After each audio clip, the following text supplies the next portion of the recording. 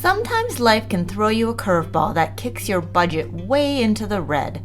For people who are living paycheck to paycheck, this kind of financial disturbance can start a downward spiral toward homelessness. Fortunately, the Duluth Salvation Army Emergency Assistance Program provides financial help with rent and mortgage payments, heat and other utilities, transportation costs, and some other lesser-known issues. There are utilities and they have like a disconnect or an eviction notice, or they need transportation to get to either school or work or frequent doctor's appointments, or they need to have their car repaired to get to work or to school. We can do anesthesia for dental procedures because there's nobody's insurance that covers that portion of it. This program is designed to help anyone who qualifies, families, couples, and singles. The only caveat is there has to be, if there's an eviction notice or a disconnect notice, and then we need a denial from the county before we can take a look at it. And as long as they're income eligible and it's going to solve the problem, they'll qualify. In the Duluth area, only the county and the Duluth Salvation Army offer this type of emergency assistance, but the programs aren't exactly the same.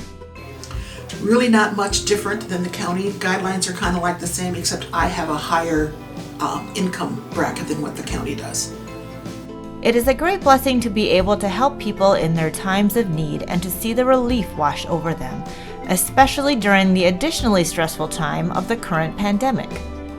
We helped with rent because during COVID, because they lost their income or their income was cut drastically, and the county assisted, but they can only pay a portion of it, so we picked up the other portion to keep them in their housing until they could get, if they lost their income, they could get onto the MFIP program or get unemployment, whichever.